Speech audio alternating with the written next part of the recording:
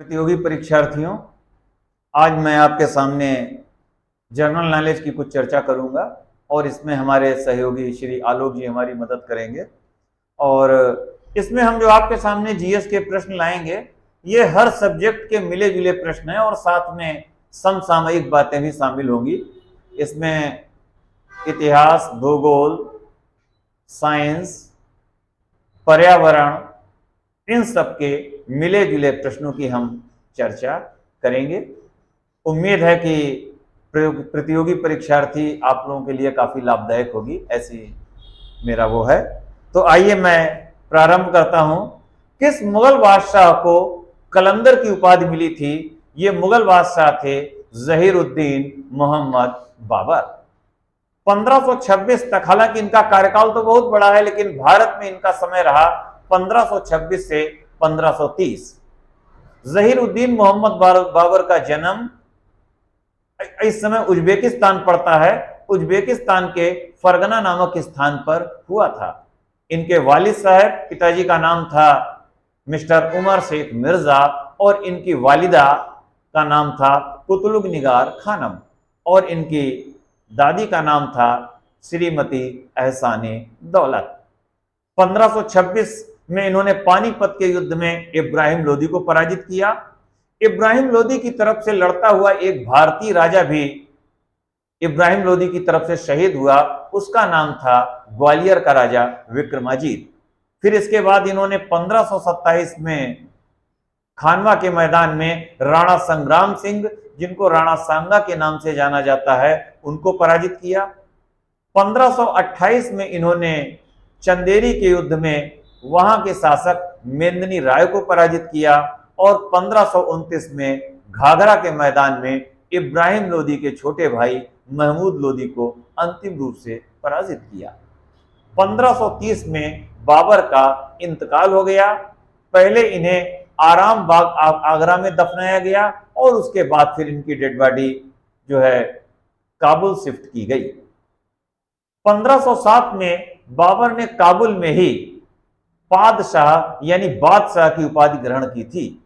अपने वंश में बाबर पहले व्यक्ति हुए जिन्होंने बादशाह की उपाधि ग्रहण की, अन्यथा इनके पूर्वज अपने आगे मिर्जा लगाया करते थे। बाबर की पुस्तक का नाम है तुज़के बाबरी, जिसमें इन्होंने कई बातों का वर्णन किया है, जहां जहां ये गए, और अंत में इन्होंने भारत का भी वर्णन किया। ये पुस्तक तुर्की भाषा में लिखी गई। आगे चलते हैं। वर्तमान समय में केंद्रीय कागज एवं लुगदी अनुसंधान संस्थान है सहारनपुर। यह उत्तर प्रदेश का एक जिला है सहारनपुर। भारत में राष्ट्रीय पिछड़ा वर्ग आयोग, इसका वर्णन अनुच्छेद 340 के अंतर्गत किया गया। विश्व वानिकी दिवस मनाते हैं, 21 मार्च को मनाया जाता है। 21 मार्च को दिन और रात भी बराबर होते हैं। इसका कारण है कि 21 मार्च को सूर्य की किरणें विषुवत वृत्त के बीचों बीच लंबवत पड़ती हैं। यानी जब बिल्कुल विषुवत वृत्त के बीचों बीच लंबवत पड़ेंगी तो आधा दिन, मतलब बराबर बराबर विषुवत वृत्त बटेगा और दिन रात बराबर होंगे। विश्व वानिकी दिवस। भारत में सबसे ज्यादा जंगल पाए जाते हैं मध्य प्रदेश, उसके बाद नंबर आएगा अरुणाचल प्रदेश, उसके बाद नंबर आएगा छत्तीसगढ़, उसके बाद नंबर आएगा ओडिशा और उसके बाद नंबर आएगा महाराष्ट्र। सबसे कम जंगल हरियाणा में पाए जाते हैं। अगर हम केंद्र शासित प्रदेशों की बात करें तो सबसे ज्यादा जंगल अंडमान निकोबार द्वीप समूह के अंतर्गत पाए जाते हैं। अगर हम उत्तर प्रदेश की सीमाओं में रहना चाहें तो सबसे ज्यादा जंगल सोनभद्र में पाए जाते हैं और सबसे कम जंगल संत रविदास नगर में हैं। अरण्य, विपिन, कानन, अटवी, कांतार, ये सब जंगल के पर्यायवाची हैं। रोहतांग दर्रा पाया जाता है हिमाचल प्रदेश में। हिमाचल प्रदेश लोकसभा के लिए कुल 4 सांसद चुनकर भेजता है। यह भारत का ऐसा प्रदेश है जिसका नाम हिमालय के नाम पर है। कुल्लू, मनाली, कालका, शिमला, धर्मशाला, ये सब प्लेस पड़ते हैं हिमाचल प्रदेश में। ज्वालामुखी देवी का मंदिर हिमाचल प्रदेश में है। शिक्षा का अधिकार अधिनियम लागू हुआ 1 अप्रैल 2010। शिक्षा का अधिकार अधिनियम 1 अप्रैल 2010।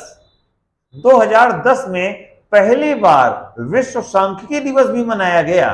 कारण 20 अक्टूबर 2010, 20 अक्टूबर 2010 दिन बुधवार को पहली बार विश्व सांख्यिकी दिवस मनाया गया।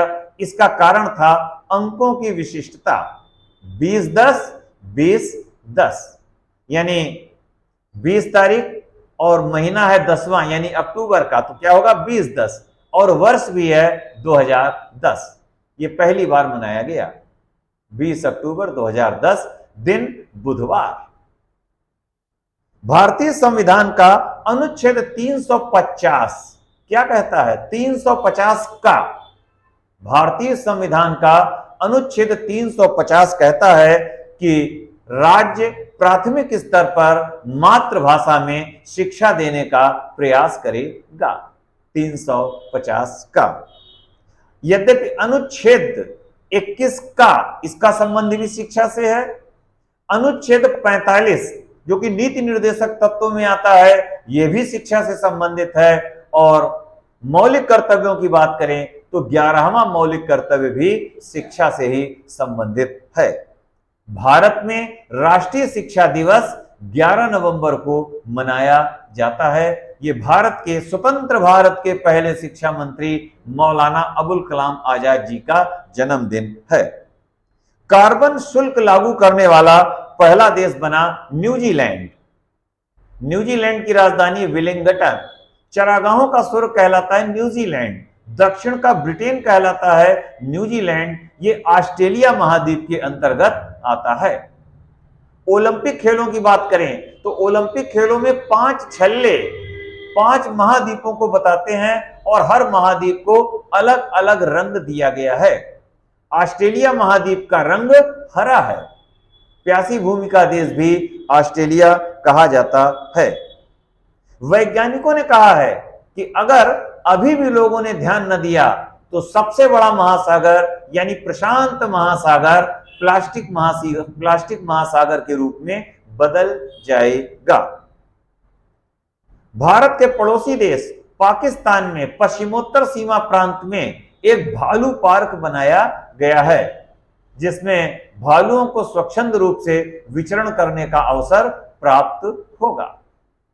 पाकिस्तान का राष्ट्रीय झंडा जो है इसका प्रतीक क्या है? चांद तारा।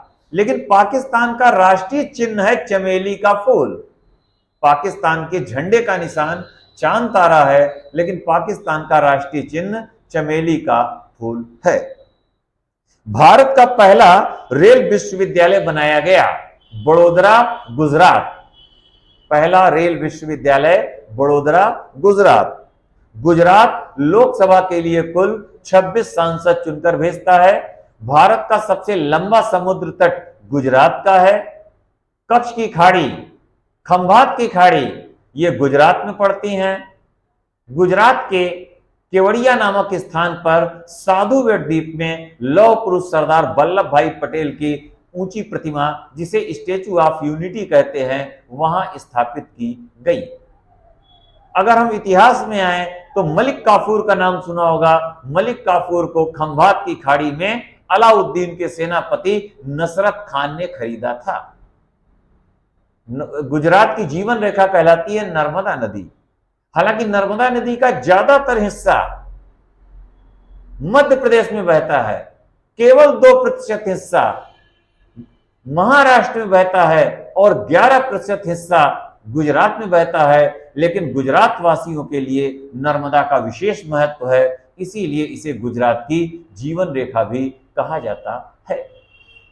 जंगली गधा अभयारण्य पाया जाता है गुजरात में। उत्तर प्रदेश जलवायु के दृष्टिकोण से कितने सस्य जलवायु क्षेत्रों में विभाजित है? 9 सस्य जलवायु क्षेत्र। उत्तर प्रदेश की जलवायु उष्णकटिबंधीय है। अगर हम आजादी के भारतीय राष्ट्रीय कांग्रेस के सम्मेलनों की बात करें तो आजादी के पहले भारतीय राष्ट्रीय कांग्रेस के उत्तर प्रदेश में कुल 9 सम्मेलन हुए। अगर हम संविधान पे चले जाएं तो भारतीय संविधान का सबसे बड़ा भाग 9 है। मूल अंकों में सबसे बड़ा अंक 9 है। उत्तर प्रदेश वर्तमान समय में कितने आर्द्रभूमि स्थल हैं? 10। हालांकि अब इनकी संख्या आगे बढ़ भी सकती है। आर्द्रभूमि यानी नमभूमि। उत्तर प्रदेश का आर्द्रभूमि वाला जिला है सोनभद्र। वैसे और भी हैं। सोनभद्र 4 प्रदेशों को भी स्पर्श करता है। सोनभद्र का मुख्यालय रॉबर्ट्सगंज में है। सोनभद्र ऐसा जिला है जिसका नाम एक नदी के नाम पर है। सबसे ज्यादा जंगल अभी मैंने बताया भी था कि सोनभद्र में ही पाए जाते हैं। रिहंद बांध सोनभद्र में है। हिंडाल्को फैक्ट्री जो एल्युमिनियम फैक्ट्री है यह भी सोनभद्र के रेणुकूट नामक स्थान पर है। भारतीय कालीन संस्थान स्थित है संत रविदास नगर। भारतीय कालीन संस्थान ये संत रविदास नगर में है। संत रविदास नगर का एक अन्य नाम भदोही भी है। संत रविदास नगर का मुख्यालय ज्ञानपुर में है। यहां कालीन का उत्पादन बहुत ज्यादा होता है और इसी से सटा हुआ एक डिस्ट्रिक्ट है मिर्जापुर, वहां भी कालीन का उत्पादन काफी होता है। गंगा नदी इन दोनों जिलों को विभाजित करने का काम करती है। भारत में राष्ट्रीय प्राकृतिक इतिहास संग्रहालय, इसकी स्थापना 1978 में हुई थी। राष्ट्रीय प्राकृतिक इतिहास संग्रहालय 1978 में स्थापित हुआ था। इसका मुख्यालय नई दिल्ली में है। 1978 में जनता पार्टी की सरकार थी, प्रधानमंत्री थे मोरारजी देसाई। 5वीं पंचवर्षीय योजना 1 वर्ष पहले ही 1978 में समाप्त कर दी गई थी। 1978 में ही बैंकिंग मामलों को लेकर के राज्यसभा और लोकसभा की संयुक्त बैठक बुलाई गई थी। भारतीय संविधान के अनुच्छेद 108 में संयुक्त बैठक का प्रावधान किया गया है। अब तक राज्यसभा और लोकसभा की संयुक्त बैठकें 3 बार संपन्न हो चुकी हैं। कौन सा ग्रह 88 दिनों में सूर्य की परिक्रमा करता है? बुध ग्रह। बुध ग्रह सूर्य की परिक्रमा 88 दिनों में करता है। यह सूर्य के सबसे नजदीक ग्रह है और बुध ग्रह का रंग हरा है। अगर और भी कोशिश करें तो स्वर्ण हरा बुध ग्रह। लेटा हुआ ग्रह कहते हैं अरुण को। लेटा हुआ ग्रह अरुण। ओबरान, टिटेनिया, एरियर, ओम्ब्रिथल और मिरांडा ये सब अरुण ग्रह के उपग्रह हैं। एशिया को यूरोप से अलग करने वाला पर्वत है यूराल पर्वत। एशिया को यूरोप से अलग करने वाला पर्वत यूराल पर्वत है। महाद्वीपों का महाद्वीप कहलाता है एशिया, जिसमें हम लोग बैठे हुए हैं। महाद्वीपों का महाद्वीप कहलाता है एशिया, जबकि प्रायद्वीपों का महाद्वीप कहलाता है यूरोप। महाद्वीपों का महाद्वीप कहलाता है एशिया, जबकि प्रायद्वीपों का महाद्वीप कहलाता है यूरोप। विश्व की रोटी की टोकरी कहलाती है विश्व की रोटी की टोकरी। उत्तरी अमेरिका का जो प्रेरीज घास के मैदान है, प्रेरीज घास के मैदान उत्तरी अमेरिका में पाए जाते हैं। इनको विश्व की रोटी की टोकरी भी कहा जाता है। दक्षिण अमेरिका में घास के मैदान पंपास कहलाए जाते हैं। ये भी कई भागों में है। विशेषकर अर्जेंटीना के घास के मैदान पंपास कहलाते हैं। जबकि अभी हाल ही में ब्राजील के नए राष्ट्रपति बन गए। ये ब्राजील देखे बड़ा इंपॉर्टेंट देश है। इसी ब्राजील में 1992 में पहला पृथ्वी सम्मेलन ब्राजील का एक शहर है रियो दी जनेरियो, वहां संपन्न हुआ था। यद्यपि इसकी राजधानी है ब्राजीलिया, लेकिन अभी हाल ही में ब्राजील में तीसरी बार वहां के राष्ट्रपति चुन लिए गए हैं mister Luiz Inacio Lula da Silva. लेकिन प्यार से इन्हें लोग लूला कहते हैं। ये मजदूर दल से संबंधित हैं, आम जनता से काफी घुले मिले हैं, तो इनसे इनमें लोग अपना लगाव व्यक्त करते हैं। तो अभी पुनः ये चुने गए हैं, हालांकि ये कार्यभार जनवरी माह में ग्रहण करेंगे। ब्राजील, इस समय चीनी के मामले में भी ब्राजील आगे है। तो ब्राजील के अर्जेंटीना में घास के मैदान पंपास कहलाते हैं, ब्राजील में घास के मैदान कंपास कहलाते हैं। जबकि दक्षिण अमेरिका का एक शहर है वेनेजुएला, वेनेजुएला में घास के मैदान लानोस कहलाते हैं। सवाना और वेड्स ये अफ्रीका के घास के मैदान हैं। डाउन्स ऑस्ट्रेलिया के घास के मैदान हैं, जबकि श्रीलंका में घास के मैदान पटाना कहलाते हैं। यूरोप की सबसे बड़ी नदी है वोल्गा नदी। यूरोप की सबसे बड़ी नदी वोल्गा नदी है। अगर हम हिंदी में आ जाएं तो वोल्गा से गंगा, ये इस पाठ को लिखने वाले हैं श्री राहुल सांकृत्यायन। ये रूस में बहती है वोल्गा नदी। अगर हम वोल्गा नदी के बाद सबसे बड़ी नदी की बात करें तो यूरोप की वोल्गा नदी के बाद सबसे बड़ी नदी है डेन्यूब नदी। डेन्यूब नदी यूरोप के कई देशों से बहती है। पक्षियों का महाद्वीप कहलाता है दक्षिण अमेरिका। पक्षियों का महाद्वीप दक्षिण अमेरिका। यूरोप का खेल का मैदान कहलाता है स्विट्जरलैंड। स्विट्जरलैंड की राजधानी है बर्न। विश्व डाक संघ का मुख्यालय बर्न में है, यद्यपि इसका एक प्रमुख शहर है जिनेवा। जिनेवा में कई संगठनों के मुख्यालय हैं। जनजातियों का महाद्वीप कहलाता है अफ्रीका। अफ्रीका महाद्वीप में भी कई देश आते हैं। यहां पर कई जनजातियां पाई जाती हैं। यूरोप को अफ्रीका से अलग करने वाला सागर है भूमध्य सागर। यूरोप को अफ्रीका से अलग करने वाला भूमध्य सागर है। अपनी कविता में भारतीय पर्यावरण को मध्यकाल के किस कवि ने चित्रित किया? यह अमीर खुसरो। अमीर खुसरो का वास्तविक नाम था यमीनुद्दीन मोहम्मद हसन। इनका जन्म एटा के पटियाली नामक गांव में हुआ था।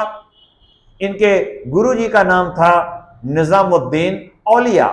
निजामुद्दीन औलिया की एक उपाधि महबूबे इलाही भी है। 1325 में जब निजामुद्दीन औलिया का इंतकाल हुआ तो उसके अगले ही दिन उनके प्रिय शिष्य अमीर खुसरो का भी इंतकाल हो गया। केंद्रीय सड़क अनुसंधान संस्थान स्थित है नई दिल्ली में। भारत का मॉस गार्डन स्थित है शिमला में।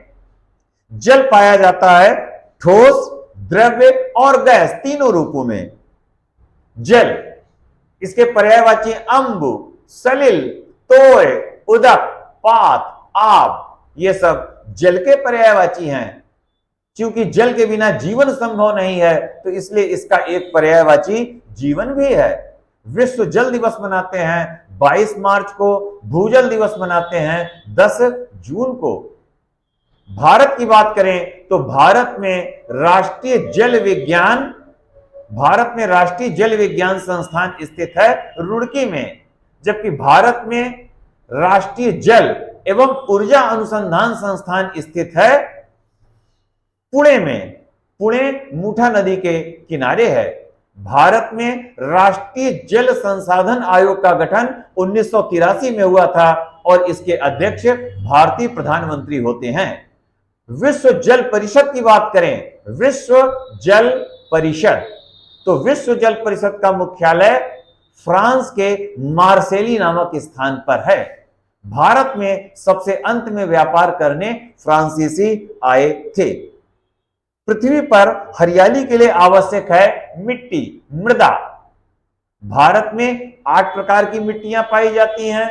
विश्व मृदा दिवस 5 दिसंबर को मनाया जाता है और 2015 से 2024 तक का दशक भारतीय विश्व मृदा दशक के रूप में मनाया जा रहा है। किस महाद्वीप में भूमध्य रेखीय जलवायु प्रदेश नहीं पाए जाते? यूरोप। ओलंपिक खेलों में यूरोप महाद्वीप का रंग नीला है। यूरोप के निवासी घुमक्कड़ू भी काफी रहे। हालांकि अब यूरोप के कई देशों ने मिल करके अपनी एक मुद्रा बना ली है, उसका नाम है यूरो। यद्यपि अभी सभी यूरोप के देश इसमें शामिल नहीं है। यूरोपीय संघ का मुख्यालय है ब्रुसेल्स, बेल्जियम की राजधानी ब्रुसेल्स। मरुस्थल की बात करें तो विश्व का सबसे बड़ा मरुस्थल है सहारा का मरुस्थल, ये अफ्रीका महाद्वीप में पाया जाता है। उसके बाद है ग्रेट ऑस्ट्रेलियन मरुस्थल, इसको विक्टोरिया मरुस्थल भी कहते हैं। तीसरे नंबर का मरुस्थल है अरब का मरुस्थल, ये कई अरब देशों में फैला हुआ है। चौथे नंबर का मरुस्थल है गोबी का मरुस्थल, ये चीन, ये इसका ज्यादातर हिस्सा मंगोलिया में है और थोड़ा बहुत हिस्सा चीन में भी पाया जाता है। पांचवें नंबर का मरुस्थल है कालाहारी मरुस्थल, ये बोत्सवाना देश के अंतर्गत आता है। छठे नंबर का मरुस्थल है तकलामाकन मरुस्थल, सातवें, ये चीन में ही है। सातवें नंबर का मरुस्थल है नामिब मरुस्थल, ये नमीबिया में है। ये वही नमीबिया है जहां से अभी हाल ही में चीते लाए गए। चीते का वैज्ञानिक नाम होता है एसिनोनिक्स जुवेंटस। अगर हम थार मरुस्थल की बात करें तो ये भारत और पाकिस्तान में फैला हुआ है, ये 10वें नंबर पर आता है। सहोदर ग्रह कहलाते हैं अरुण और वरुण, सहोदर ग्रह। केंद्रीय मूंगफली अनुसंधान संस्थान स्थित है जूनागढ़, गुजरात। भारत की डेल्टा रहित सबसे बड़ी नदी है नर्मदा नदी। वैसे तो अगर हम बड़ी नदियों की बात करें तो नर्मदा नदी 5वें नंबर पे आएगी, लेकिन ये कह रहे हैं कि डेल्टा, देखें जो अरब सागर में गिरने वाली नदियां वो डेल्टा नहीं बनाती, बंगाल की खाड़ी में गिरने वाली नदियां डेल्टा बनाती हैं। नर्मदा, ताप्ती, लूनी, माही, मांडवी, साबरमती, ये सभी नदियां अरब सागर में गिरती हैं। हालांकि लूनी नदी जो है ये अरब सागर में न गिर करके राजस्थान के रेतीले इलाके में ही विलुप्त हो जाती है। अभी मैंने चर्चा भी की थी कि गुजरात की जीवन रेखा कही जाती है नर्मदा नदी। नीड़ का निर्माण फिर, इसके लेखक हैं श्री हरिवंश राय बच्चन। भारतीय संविधान में अवशिष्ट शक्तियां ली गई कनाडा के संविधान से। क्षेत्रफल की बात करें तो कनाडा किस नंबर पे आएगा, जितनी तारीख है यानी 2 नवंबर, क्षेत्रफल में कनाडा दूसरे नंबर पर आता है। अगर सबसे बड़े क्षेत्रफल की बात की जाए तो नंबर 1 पे है रूस, फिर कनाडा, फिर अमेरिका, फिर चाइना, फिर ब्राजील, फिर ऑस्ट्रेलिया, 7वें नंबर पे है भारत और 8वें नंबर पे आएगा अर्जेंटीना। तो अवशिष्ट शक्तियां कनाडा के संविधान से ली गई हैं। कनाडा की राजधानी ओटावा, ये सेंट लॉरेंस नदी के किनारे है। अगर हम जैन धर्म के दूसरे तीर्थंकर की बात करें तो उनका नाम है अजितनाथ और इनका प्रतीक चिन्ह गज यानी हाथी है। अनुच्छेद 248 में अवशिष्ट शक्तियों का वर्णन किया गया। सुंदरवन का डेल्टा वैसे तो गंगा नदी के किनारे है, लेकिन कहीं कहीं जो है नक्शा बताता है कि ये गंगा और ब्रह्मपुत्र के डेल्टा में है। सुंदरवन का डेल्टा पश्चिम बंगाल के दक्षिणी 24 परगना डिस्ट्रिक्ट के अंतर्गत आता है। मंगोलिया देश, ये लैंड लॉक्ड कंट्री है। मंगोलिया का मंगोलियन भाषा में अर्थ हुआ जल रहित स्थान। भारत में जैव विविधता प्राधिकरण, ये